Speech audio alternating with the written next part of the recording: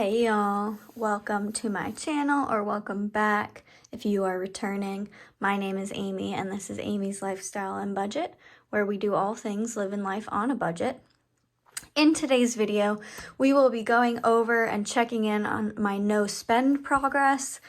Then we're going to do our paycheck closeout, which is the first kind of iteration of this, so work with me as we start and continue this new process that I've adopted. If you want to learn a little bit more about that, check out my last video. Without further ado, let's get on into the video.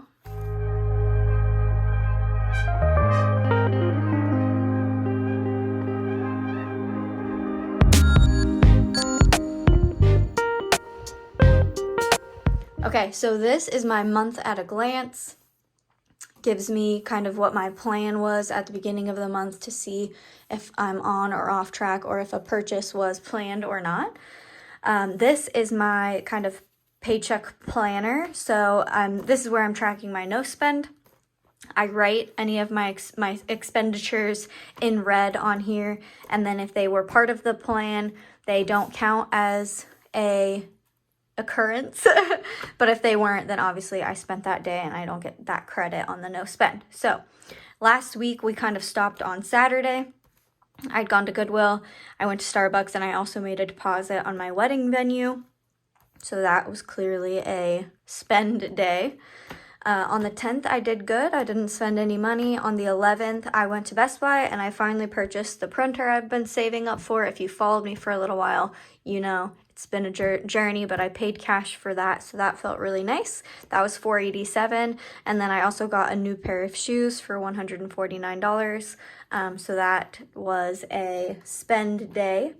Let's go ahead and get some colors though and mark my no spends. So on the 10th, we had a no spend. On the 11th, we had a spend. On the 12th, we had a no spend. On the 13th, I paid for gas, so that is an essential purchase, so that counts towards the no spend.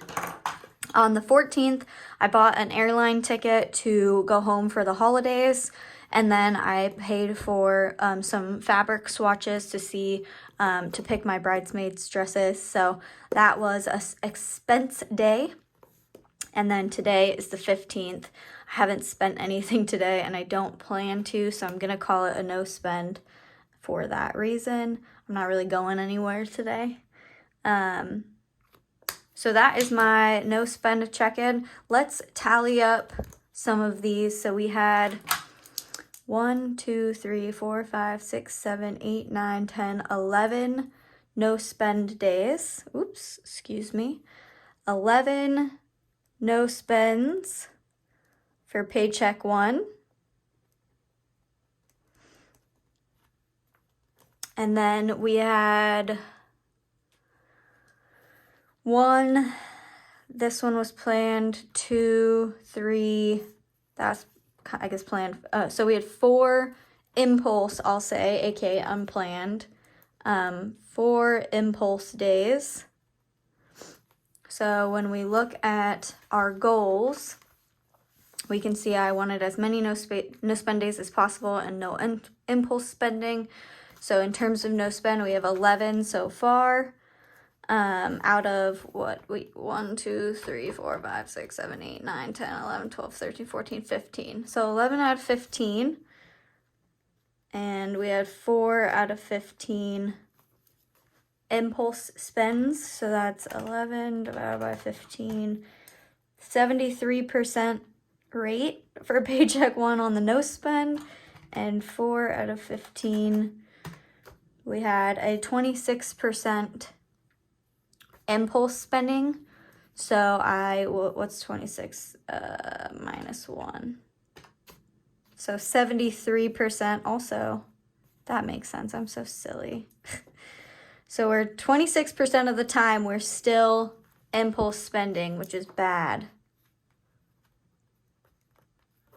Let's try. My goal is to lower that to 0 if possible.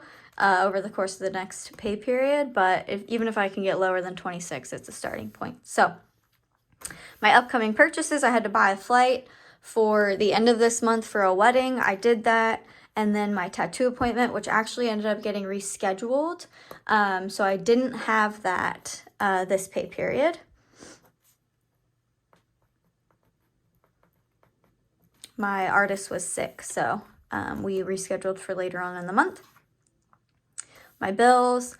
So when we look at closing out this pay period, my actual was $21.69, $398, and $880. So we saw the $3,447 hit my account. My paycheck, I did put $432 in my savings account directly from my paycheck on my payday, and I will do the same today with my new paycheck. And then when we look at our categories and our spending, my tattoo actual, I'm going to change colors here, was $0 this pay period because I had the reschedule. Groceries, I'm going to pull my binder.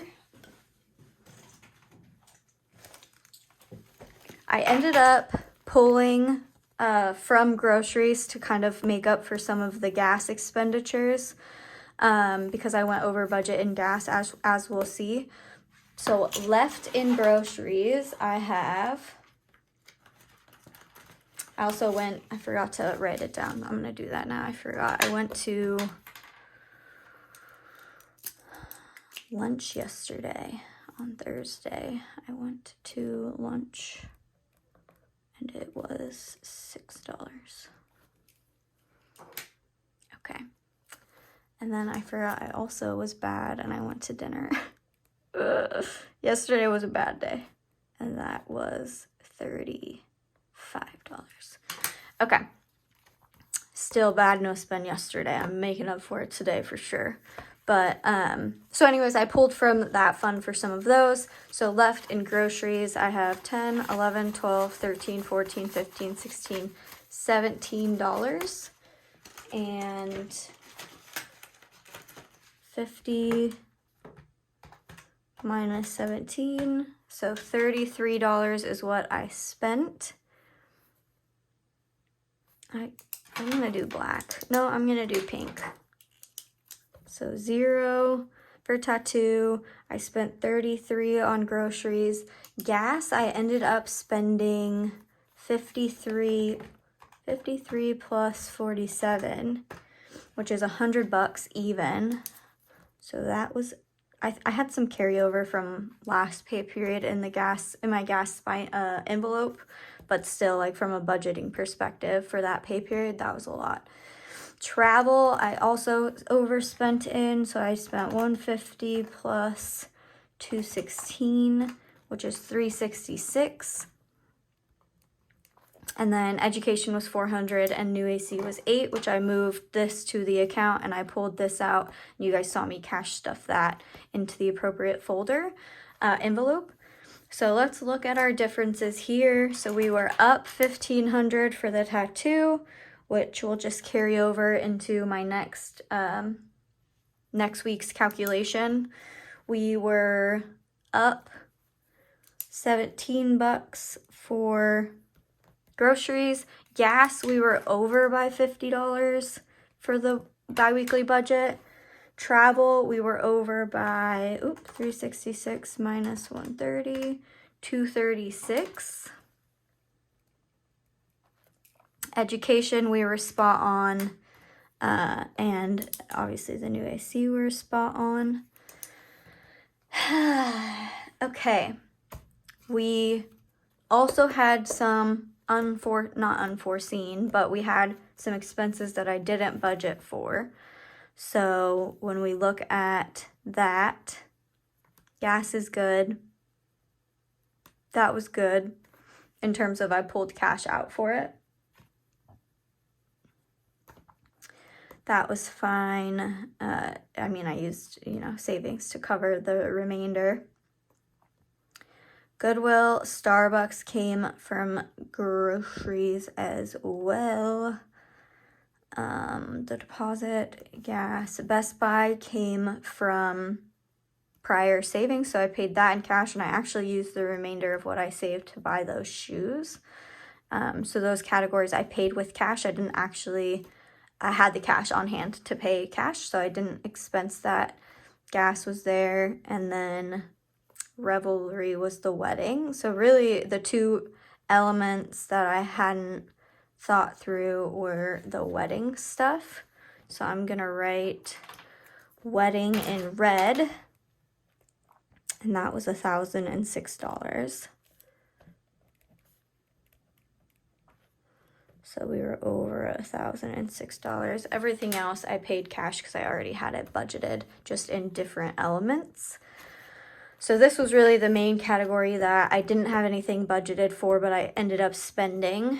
So we'll have to figure that out. Luckily, it's so complicated, but I had already booked when I was doing a destination. We're getting that money back, so like that money is going to satisfy this.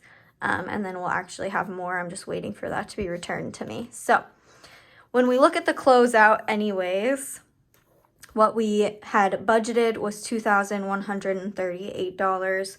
What we actually spent was 33 plus 100 plus 366 plus 400 plus 8 plus 1,006 equals